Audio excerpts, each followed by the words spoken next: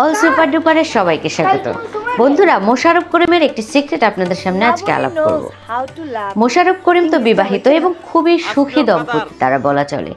এত বছরের ক্যারিয়ারে মোশাররফ করিমের মিডিয়া জগতে এত বছর যে হয়ে গেল আশায়, তার কিন্তু কোনো রকম স্ক্যান্ডাল নেই।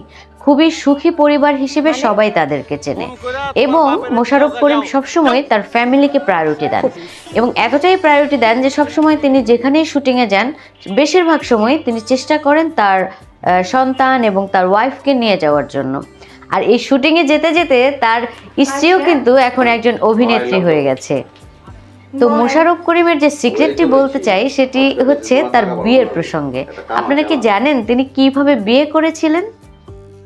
হ্যাঁ, তিনি কিন্তু প্রেম করেই বিয়ে করেছিলেন, তবে বেশ বিয়ে করতে তার পরিশ্রম করতে হয়েছে, তাকে অনেক যন্ত্রণা সহ্য করতে হয়েছে, তাকে সিনেমার মতো অবস্থা আর কি।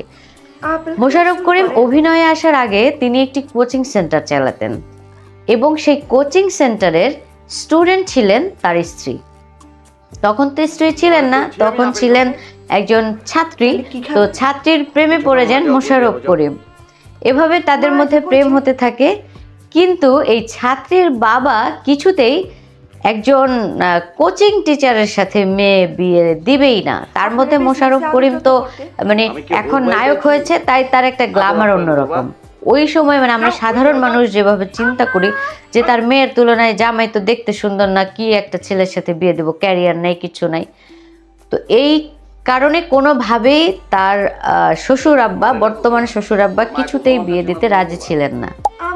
কিন্তু যাই হোক, মোশাররফ করিম তো কথা বলা তার নিপুণ, কথা বলতে পারেন, মানুষকে খুব ভালো পটাতে পারেন এবং তার যে কথা বলার দক্ষতা, সেই দক্ষতা দিয়ে তিনি শ্বশুর আব্বাকে কনভিন্স করে ফেললেন এবং তার স্ত্রীও রীতিমতো বাবাকে বললেন যে আমি ওকেই বিয়ে করব।